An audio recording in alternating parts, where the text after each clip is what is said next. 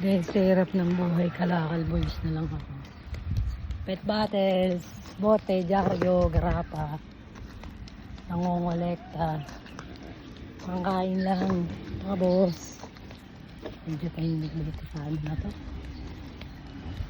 Nakuha na ata ng iba yung mga kalakal nila. Ito. Nakuha ko.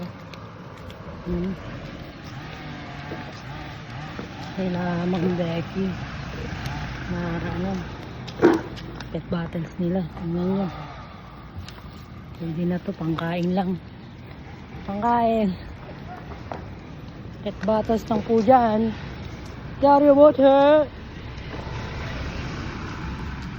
So, diba, imbis na mamalimos tayo, mga lakad lang tayo. Makatulong pa tayo sa environment. Recycle. Diba, reuse. So, yun lang. Tsaga-tsagaan lang, manguha tayo ng pet bottle. Paalam lang tayo sa guard pagpapasok tayo sa subdivision kapag galitan na. O kaya, along the kalsada na lang. Along the kalsada. Ganda dito ah. Ay, mga kalakal. Ayun lang. Since saan di na kalakal boy. Ay. Kalakal boy ba?